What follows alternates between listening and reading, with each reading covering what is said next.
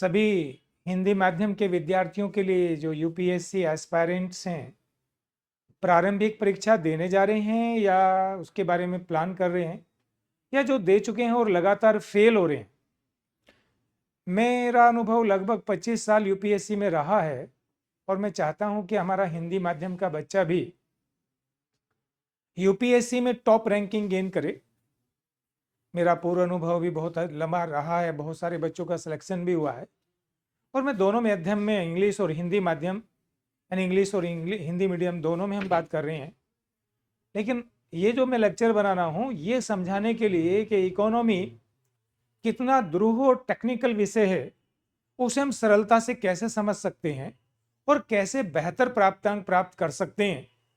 अभी हाल ही में विगत वर्षों में क्वेश्चन आया कि 2000 अगर 9 से 14 की अवधि देखें और 2014 से 19 की अवधि देखें, इसका विश्लेषण करें। दो तथ्यों के आधार पर विश्लेषण किया गया, समृद्धि और मुद्रास्फीति।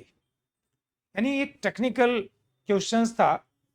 स्टूडेंट्स में फर्दर को बताना चाहूंगा कि हम लोगों का जो यूट्यूब चैनल है द इकोनॉमिक आईएएस, वहां इस तरह के आप क्वेश्चंस देख सकते हैं।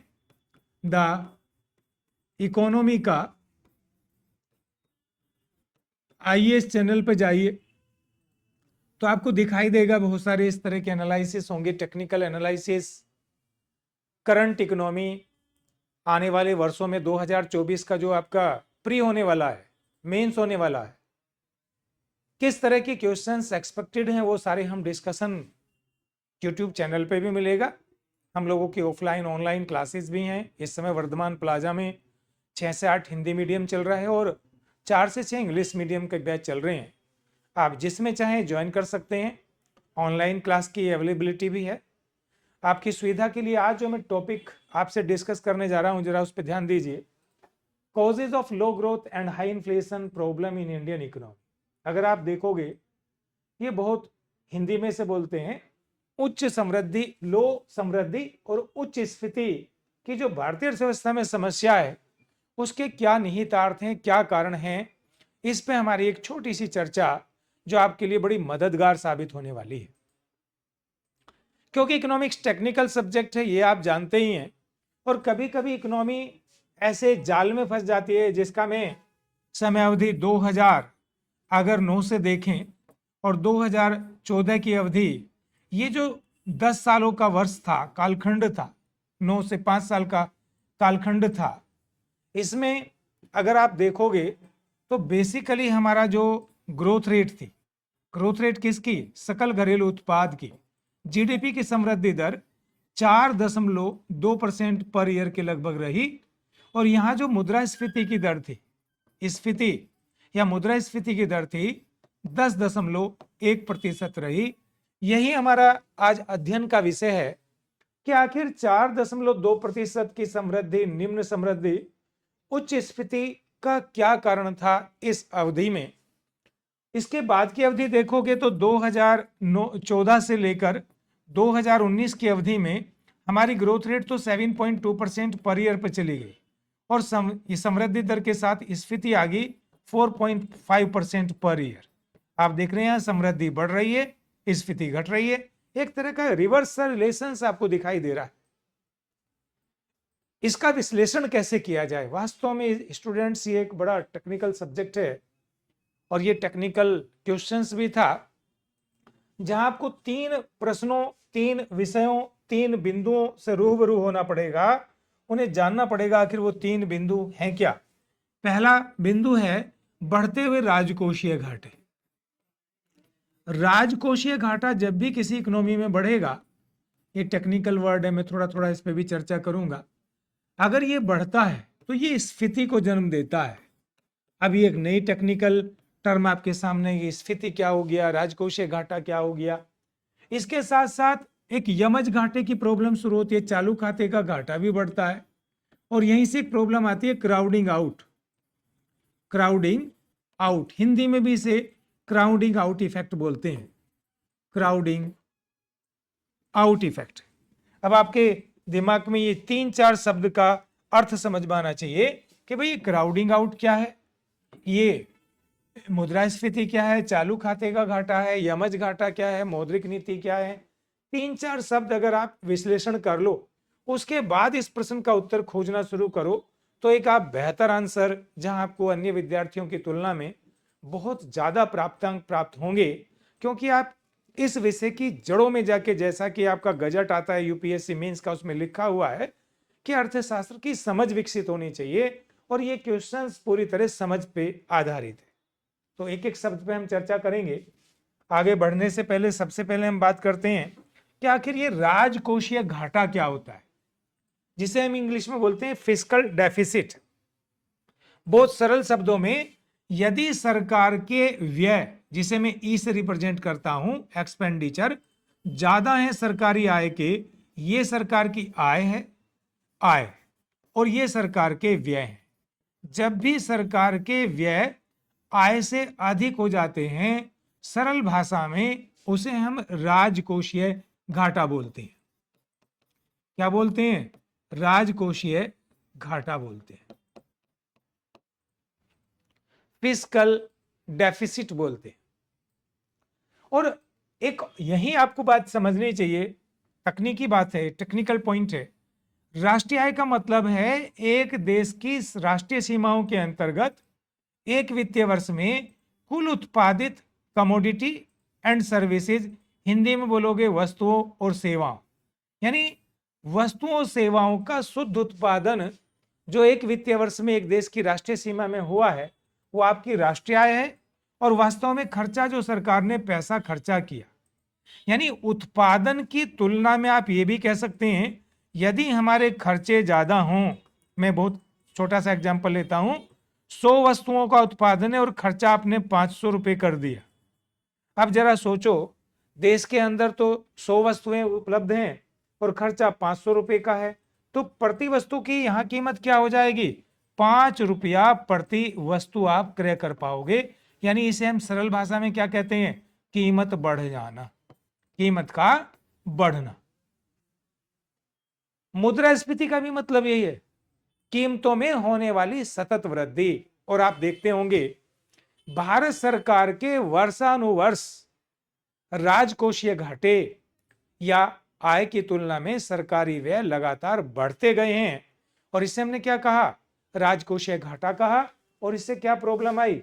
मुद्रास्फीति बनी। अब दूसरा पॉइंट समझना है कि चालू खाते का घाटा क्या है और फिर उसका स्फीति से क्या लेना देना है, और वो फिर अर्थव्यवस्था को कैसे मक्कड़ जाल में फंसा देती है, ये एक समझने वाला मुद्दा है। तो समझिए कि चालू खाते के घाटे से क्या मतलब है। बहुत सरल भाषा में अगर आप देखोगे, चालू खाते का घाटा होता है आयात निर्यात का अंतर। आपको ये पता होगा, जो हमारा भुगतान से संतुलन होता है, बैलेंस ऑफ पेमेंट जिसे हम इंग्लिश में बोलते हैं, उसमें भारत जैसी अर्थव्यवस्था में 2 खाते होते हैं, एक चालू खाता और एक पूंजी खाता। चालू खाते में 3 मदें आती हैं। अगर आप देखोगे तो ये तो हमारी रिसीट्स हैं और ये लायबिलिटीज है। लायबिलिटीज यानी ये हमारे इंपोर्ट हुए और ये हमारे एक्सपोर्ट हुए, यानी ये देयताएं हुई जो हमें दूसरे देशों को भुगतान करनी है, और ये हमारी प्राप्तियां हुई। चालू खाते में मैंने कहा 3 मदें होंगी। पहला वस्तुओं का आयात निर्यात, ये वस्तु हो गई, ये वस्तुओं का एक्सपोर्ट हो गया, और ये वस्तुओं का आयात हो गया। ये व्यापार की दृश्य मद कहलाती है, दृश्य मद। और इनके आयात निर्यात का अंतर बहुत सिंपल भाषा में ट्रेड अकाउंट डेफिसिट, व्यापार खाते का घाटा, ये क्या कहलाता है? व्यापार, बहुत सरल शब्दों में समझना है, खाते का घाटा। दूसरी मद होती है सेवाएं, जैसे बैंकिंग सेवाएं, डॉक्टर की सेवाएं, टीचर की सेवाएं। हम कुछ सेवाएं आयात करते हैं और कुछ सेवाएं निर्यात करते हैं, इसे हम व्यापार की अदृश्य मदें बोलते हैं। और तीसरा होता है हस्तांतरण भुगतान। हस्तांतरण भुगतान, ये ट्रांसफर पेमेंट, इंग्लिश में क्या बोलेंगे? ट्रांसफर पेमेंट, हस्तांतरण भुगतान। इनके आयात निर्यात का अंतर, इन तीनों मदों के आयात निर्यात का अंतर, सामान्यतः देश में निर्यात कम होगा, आयात ज्यादा होता है, और उसे हम क्या बोलते हैं? चालू खाते का घाटा बोलते हैं। Current account deficit. तीन बातें मैंने चर्चा करी, राजकोषीय घाटा क्या है, मुद्रास्फीति क्या है, चालू खाते का घाटा क्या है। अब आप लोगों से मेरा चर्चा का जो बिंदु है, अब मुझे ये बिंदु चर्चा करनी है कि आखिर बढ़ता हुआ जो राजकोषीय घाटा है, सरकार के खर्चे ज्यादा हैं, आय कम है, इससे हमारा राजकोषीय, जिसे हम एफडी बोलते हैं, फिस्कल डेफिसिट बोलते हैं, वो बढ़ेगा। और वो क्या बढ़े करेगा जी, कीमतों को बढ़ावा देगा। और कीमतें बढ़ने से जरा सोचिए, प्राइस ऑफ एक्सपोर्ट यानी निर्यात की कीमत बढ़ रही है, आयात की कीमत बढ़ रही है। अगर निर्यात की कीमत बढ़ेगी तो हमारे निर्यात घटेंगे, आयात की कीमत बढ़ेगी तो आयात बढ़ेंगे। अगर एक्सपोर्ट घट रहे हैं, निर्यात बढ़ रहे हैं, घट रहे हैं और आयात बढ़ रहे हैं, तो इससे क्या होगा, चालू खाते का घाटा बढ़ेगा। अब जरा एक पॉइंट समझ में आ गया, चालू खाते का घाटा बढ़ा यानी आपने विदेशी ऋण लिए। आप क्या करोगे, विदेशी ऋण लोगे अपने चालू खाते का घाटा पूरा करने के लिए, या आप जो आपके पास विदेशी विनिमय आरबीआई के पास संग्रह में है उसका प्रयोग करोगे। दो ही आपके पास ऑप्शन है। और यदि आप ऋण लेते हैं तो क्या होगा, इन ऋणों से ब्याज के भुगतान बढ़ेंगे, यानी ब्याज के देनदारियां आपकी बढ़ेंगी, और ब्याज की देनदारियां बढ़ेंगी तो आपके खर्चे बढ़ेंगे। यानी एक ऐसी स्थिति आ जाएगी जहां बढ़ता हुआ राजकोषीय घाटा चालू खाते के घाटे को बढ़ाएगा और चालू खाते का घाटा राजकोषीय घाटे को बढ़ाएगा। और इसके साथ साथ इकोनॉमी में क्या होगा, कीमतों में लगातार वृद्धि होती चली जाएगी। अब जरा देखिए, सरकार जब कीमतों में ज्यादा वृद्धि होगी तो टफ मॉनेटरी पॉलिसी, महंगी मौद्रिक नीति, जिसमें बैंक दर, repo rate, reverse repo rate सभी तरह बढ़ाना शुरू कर देगी। यानी भारत सरकार क्या करेगी, मुद्रा की पूर्ति को कम करेगी, मुद्रा की मांग वहीं दी गई होगी। ऐसी स्थिति में जब मुद्रा की मांग तो ज्यादा है, मुद्रा की पूर्ति कम है, ब्याज की दरें बढ़ने लगेंगी, और ब्याज की दरें बढ़ने से प्राइवेट सेक्टर का इन्वेस्टमेंट घटेगा, जिसे इकोनॉमिक्स की भाषा में क्राउडिंग आउट प्रभाव बोलते हैं। ये हुआ, जैसा कि मैंने अभी चर्चा करी, 2004 से 9 का जो कालखंड था उसमें बिल्कुल यही घटनाएं घट रही थी। अभी मैं उनका प्रैक्टिकल एस्पेक्ट भी आपको दूंगा तो आपको समझ में आएगा कि क्राउडिंग आउट क्यों हो रहा था। क्राउडिंग आउट माने निजी क्षेत्र के निवेश को बाजार से बाहर कर देना। और जब पूरी अर्थव्यवस्था के अंदर निवेश घटेगा तो ये क्या लिया जाएगा जी, हमारी जो जीडीपी की ग्रोथ रेट है, जीडीपी की ग्रोथ रेट है, उसे कम कर देगा। यानी आपने दो समस्याएं देखी, एक तरफ तो आपका जीडीपी की ग्रोथ रेट और दूसरी तरफ बढ़ती हुई कीमतें। इस तरह से कोई अर्थव्यवस्था निम्न समृद्धि और हाई स्फीति के जाल में फंस जाती है। ये टेक्निकल एक्सप्लेनेशन है। अब आपको प्रैक्टिकल दिखाते हैं आखिर ये हुआ कैसे और देश इस प्रकार की समस्या से ग्रस्त क्यों हुआ। अब हमारी चर्चा इस बिंदु पे होगी। जरा थोड़ा सा पीछे जाइए, देखिए सितंबर 2008 में अमेरिका के अंदर एक सब प्राइम क्राइसिस आई। सब प्राइम क्राइसिस, इकोनॉमी के अंदर एक सब प्राइम क्राइसिस आए, यानी मुख्य समस्या से पहले की समस्या। इसमें आपने ध्यान से देखा हो तो Lehman Brothers saving and investment bank, एक Lehman Brothers saving and investment bank था ये अमेरिका का। ये suddenly saving and investment bank था, ये कोलैप्स हो गया। क्यों कोलैप्स हो गया? 1990 के दशक के बाद या 1990 से आप देखिए, अमेरिका की इकोनॉमी का मूल आधार डिफेंस इक्विपमेंट का एक्सपोर्ट करना रहा है, लेकिन साथ साथ बहुत सारे प्रतिस्पर्धी देश इसके अंतर्गत आने लगे। और उसका परिणाम क्या हुआ, जब अमेरिका के डिफेंस इक्विपमेंट की मांग घटने लगी तो इसमें जो उद्यमी या हमारे मजदूर वर्ग काम करता था, धीरे धीरे उनकी छटनी होने लगी। इन लोगों ने 1990 में अपने घर खरीदने के लिए बैंकों से लोन लिया हुआ था, और उस समय रियल एस्टेट यानी जो मकान दुकान वगैरह की चीजें होती हैं उनकी कीमतें तेजी से बढ़ रही थी। क्या हो रहा था, उनकी कीमतें तेजी से बढ़ रही थी और अमेरिका के बहुत सारे बैंकों ने 100 रुपए की प्रॉपर्टी पर लगभग 112 रुपए का लोन दिया हुआ था। 112 से लेकर 120, प्रॉपर्टी की वैल्यू 100 रुपया, लोन दिया गया 120 रुपया। बट सडनली क्या हुआ, जैसे ही प्रतिस्पर्धी बाजारों का गठन होने लगा, मार्केट में आने लगे डिफेंस इक्विपमेंट के सेक्टर में अमेरिका के प्रोडक्ट की डिमांड घटने लगी, तो अमेरिका की इंडस्ट्रीज जो है धीरे धीरे बंद होने लगी। उनमें जो लोग काम करते थे, जिन्होंने ऋण लिया था, वो अपनी ईएमआई चुकाने में फेल हो गए। और जैसे ही ईएमआई चुकाने में फेल हुए तो क्या हुआ, हमारे अमेरिका के कुछ बैंक जैसे लेमन ब्रदर्स, उससे जुड़े हुए बैंक कोलैप्स होने लगे। इसे हमने कहा सब प्राइम क्राइसिस। और आपको यह ध्यान होना चाहिए, अमेरिका विश्व का सबसे बड़ा प्रोड्यूसर और सबसे बड़ा कंज्यूमर है। और अगर अमेरिका की इकोनॉमी में बेरोजगारी फैलती है, मंदी के लक्षण दिखाई देते हैं, तो स्वतः ये विश्व की अर्थव्यवस्था में मंदी ला देते। और ऐसा ही हुआ, लगभग 2009 के मिड तक आते आते वैश्विक अर्थव्यवस्था मंदी की चपेट में चली गई। अब आपने ये समझा कि जैसे ही मंदी की चपेट में गई, आपको मैं रिकॉल कराऊंगा, 2007-8 के वित्तीय वर्ष में भारत की जीडीपी की समृद्धि दर 9.4% थी। 2008-9 में भी लगभग ऐसे हालात रहे, लेकिन 2009-10 में सडनली भारत की समृद्धि दर 6.4% घट गई। और इसका कारण क्या था, वैश्विक मंदी। वैश्विक मंदी का कारण क्या था, अमेरिका की सब प्राइम क्राइसिस। अमेरिका की सब प्राइम क्राइसिस से जब वैश्विक मंदी आई, जहां विश्व की ग्लोबल जीडीपी ग्रोथ रेट, वैश्विक सकल घरेलू उत्पाद की समृद्धि दर में सडनली कमी आई और ये 2.4% पे पहुंच गई 2009-10 के वित्तीय वर्ष में। ऐसी मंदी की स्थिति से विश्व को उभारने के लिए डॉक्टर मनमोहन सिंह जी की सरकार ने विस्तारशील राजकोषीय नीति अपनाई।